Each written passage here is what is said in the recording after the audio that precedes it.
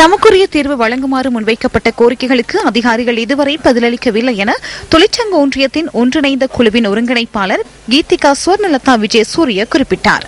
30,000க்கும் அதிகமான ஊழியர்கள் இந்த தொழிற்சங்க நடவடிக்கையில் பங்கெடுத்துள்ளதாக அவர் கூறினார்.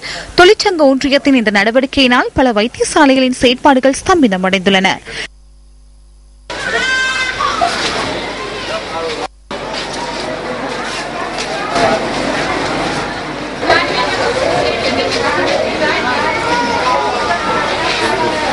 இது தொடர்பான சுகாதார அமைச்சின் மேலதிக செயலாளர் KAS கீரகிலவிடம் நியூஸ் ஃபர்ஸ்ட் வினவிய போது ஊழியர்களின் கோரிக்கைகளுக்கு உரிய தீர்வு வழங்குவதற்கான நடவடிக்கைகள் எடுக்கப்பட்டுள்ளதாக அவர் கூறினார். இந்த விடயத்தினை தொழிற்சங்க ஒன்றியத்திற்கு தெரியப்படுத்திய போதிலும் தொழிற்சங்க நடவடிக்கை முன்னெடுக்கப்பட்டுள்ளதாக அவர் குறிப்பிட்டார். இதேவேளை பல்வேறு கோரிக்கைகளை முன்வைத்து புத்தளம் மாவட்டத்திலும் வைத்தியசாலையின் சிற்றூழியர்கள் இன்று காலை முதல் பணி பகிஷ்கரிப்பில் ஈடுபட்டு வருகின்றனர். இதனால் நோயாளர்கள் பல சிரமங்களை எதிர்நோக்கி வருவதாக எமது பிராந்திய செய்தியாளர் தெரிவித்தார்.